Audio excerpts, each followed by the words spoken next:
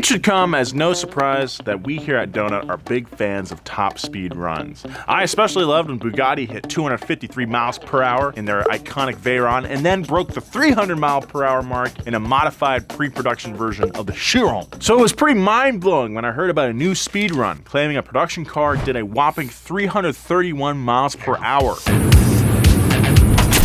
An automotive manufacturer named SSC North America showcased their hypercar called the Tuatara when the company released a video of its speed run claiming a top speed that seems to be tearing at the laws of physics as we know them. You ever heard of general relativity? It's by this artist named Einstein. You've probably never heard of him.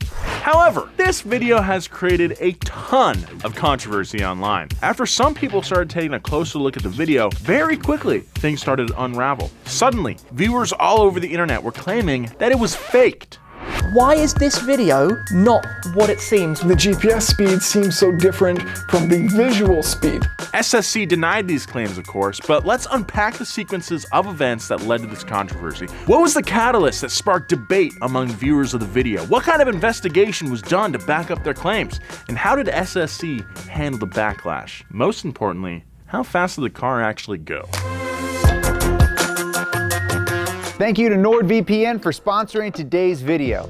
Using a VPN to browse the internet safely is one thing, but using NordVPN lets you do so much more. For the computer illiterate, don't worry, NordVPN is easy to use. Connect with one click or enable auto connect for zero-click protection. And don't stress about which software it runs on Windows, Android, iOS, macOS, and Linux. Even your Android TV supports NordVPN. For the world travelers out there, NordVPN gives you access everywhere so you don't miss a minute of your favorite show. It's what I use to watch shows exclusively on Netflix in Japan. Plus, NordVPN encrypts all your traffic so your internet provider can't slow down your streaming speed. Oh, suck it, ISPs!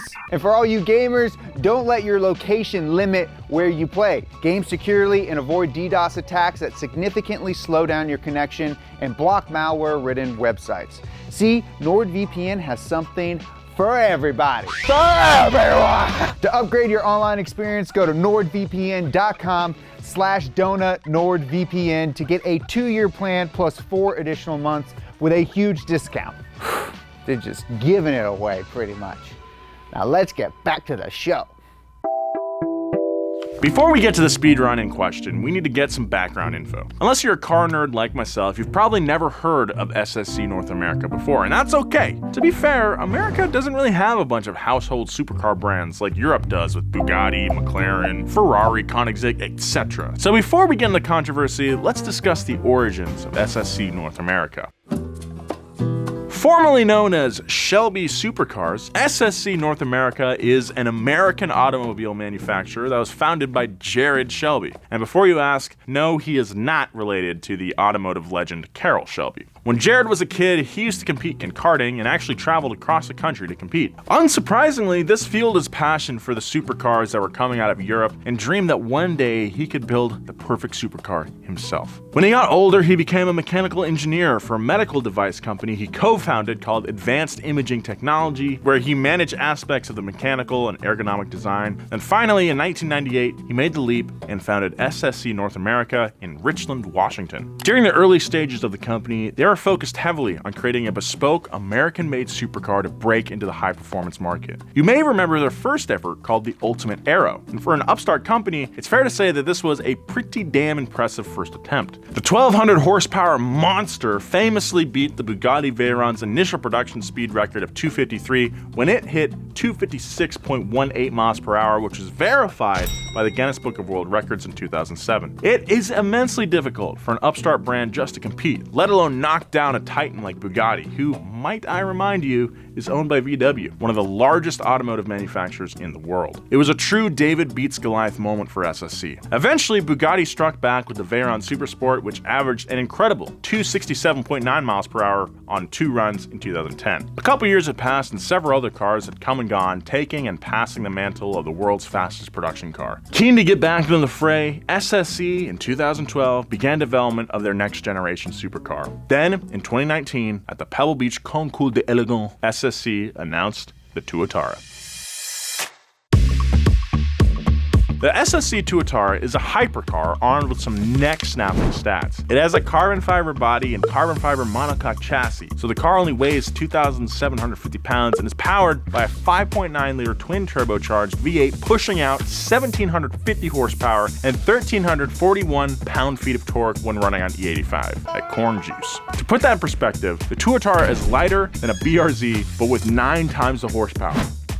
Insane. SSC did a ton of work to ensure that the engine runs smoothly at its 8,800 RPM redline by placing a water pump booster in the nose of the car to assist pushing the coolant to the forward radiators. The car also has a 7-speed robotized manual transmission, meaning the clutch and gear selection are electronically operated, ensuring that the hydraulic-driven components and sensors are producing high force engagement. All this results in a car that can shift gears in less than 100 milliseconds. Snappy AF. With all that out of the way, we can get to the price of this engineering achievement, which sits at $1.6 million. Whew, that can almost buy you a 2-bedroom in Los Feliz. So far, everything seems to check out, right? This has all the makings of an incredible machine that could do 300 plus. Pretty easy, right? Well, we wouldn't be making this video if that was true. Things began to spiral downwards for SSC, starting in October of 2020, when SSC released a video of the Tuatara doing a speed run on a stretch of closed road on Nevada Highway 160. That day, SSC did 2 runs in both directions, which is standard procedure for top speed runs. In the first run, the Tuatara did 301.07 miles per hour. During the second run, the video showed the car achieved an astonishing 331.15 miles per hour. Now here's where the doubters started to raise their eyebrows. Most of the time when a speed record like this is achieved, the new record holder only improves the previous record speed by a few miles per hour, maybe 10 miles at best. In this instance though, the Tuatara's average of 316 miles per hour absolutely demolished the previous record holder by 38.2 miles per hour. This giant leap seemed almost impossible, and I'm not the only one that thought that.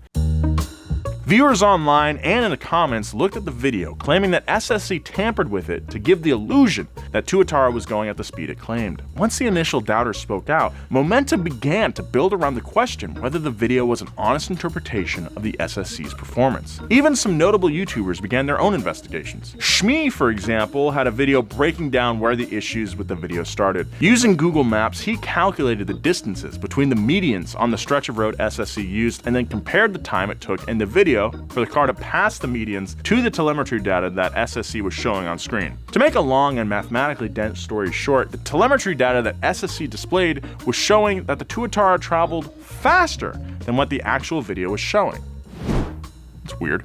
This discrepancy created even more doubt among viewers that the video wasn't an honest depiction of the run and that the run was fake. Even worse, our boy Jason from Engineering Explained had a video where he ran his own calculations. Hello everyone and welcome. That's a lot of equations there, buddy. And he came to the conclusion that the car actually only reached 240 miles per hour, which is obviously well short of the 331 that SSC initially claimed. 2 separate people that had studied the video and made calculations about the Tuatara's actual speed came to the same conclusion, which was that the visual depiction of the run and the GPS data did not match. This was not a good look for SSC. And mind you, these are smart people, smarter than me even. I know you look at me like, dang, that guy's got glasses, so he's smart. That's not true. I just can't see well. So what did they have to say about all the controversy? Understandably, SSC came out and stated that their initial claims were accurate and said that they used Duotron's equipment to track the runs, and even said that it received a letter from Duotron on October 22nd that confirmed the quote accuracy of the equipment and speed sensors they had supplied SSC. Duotron is an Austrian-based manufacturer of test and measurement systems. This seems like a pretty reasonable and sturdy response to the allegations that they faked a run. However, things got even worse for SSC when Duotron themselves came out and released a statement saying the following, quote, Duotron did not validate any data from the world record attempts or preceding test. Nobody are Duotron's employees. I apologize. The quote continues, nobody of Duotron's employees was present during the test drive or involved in the associated preparation. They continue, since the results of the measurement data highly rely on the right setup, on the regular calibration of the systems and sensors in use, as well as many other parameters, we are not able to guarantee the accuracy or correctness of the outcome. Ouch! The Duotron equipment was the cornerstone of SSC's defense of their speedrun, and shortly after Duotron released this statement, SSC finally came out and admitted that the video they had initially released was incorrect. At face value, the run had two major errors. First, they did not have Duatron employees on location to certify that their equipment was installed and functioning correctly at the time of the run. And secondly, they did not take special care to make sure that the video of the run was displaying the correct visual information and didn't even double check before posting it online. So it is difficult to be certain whether SSC really did make those mistakes or if SSC really thought that they could fool the public, because those kinds of mistakes are borderline comically careless. Or is it possible that the employees of SSC North America were so obsessed with their work that they fell victim to confirmation bias, resulting in them accepting whatever results they found and chosen not to double check? I guess we'll never know. After some time passed, SSC did another run in January of this year at the Johnny Bomer Proving Grounds at the Kennedy Space Center in Florida. And this time they came prepared. They had Race Logic on site to measure the run. They even had Life Racing, Garmin, and the IMRA all show up. They all agreed that Race Logic's V-Box was the most respective measurement tool and used that for the run. However, SSC still had several redundant systems in the car just in case they messed up. So far, so good, right? So how'd it perform? Well, the Tuatara hit 279.7 miles per hour on its northbound run and 286.1 miles per hour on its southbound run. And the average of those two runs is 282.9 miles per hour, good enough to break the prior record of 277.87, therefore setting the record for the world's fastest production car. But still, SSC wasn't satisfied and wanted to attempt the run again, except disaster struck while being transported. The Tuatara was heavily damaged in Utah while on its way to Florida after the enclosed trailer flipped due to intense winds. That's a pretty painful end to this chapter of SSC's journey. The road Jared Shelby had to take to get SSC North America to where it is today was pretty long and particularly tough, but I'm glad they made it. No one can argue that the SSC Tuatara isn't a phenomenal car. We're talking about a car that is faster than the Bugatti Veyron. However, its legacy is at risk of being forever tainted by the speedrun controversy. Unless Jared Shelby and SSC North America actually achieves its goal, it'll only be remembered as the car that didn't go 331 miles per hour, and that's a real shame. So get there. You guys can do it. Show your support for America's favorite off-roader and America's favorite off-road team with the brand new High Team t-shirt. I think he means the Low Team t-shirt. No, I said America's favorite off-roader and off-road team, High Team. Yeah, Low Team, that's what... High Team. Low Team. Low Team. Nolan, people only like you guys ironically. I don't think that's true, James. Dude, this is a classy shirt. It's black, it's sleek.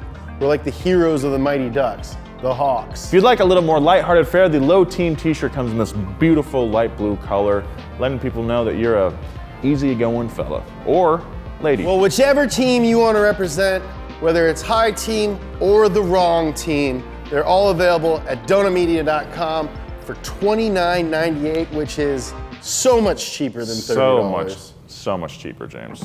Thank you very much for watching this episode. If you like supercar content, we've talked a lot about them in the past couple months. Put some videos down here. If you like this video, go ahead and hit that like button. Thank you very much. That's all I'll ask. Follow Donut on all social media at Donut Media. Follow me at Nolan J. Sykes. Be kind. I'll see you next time.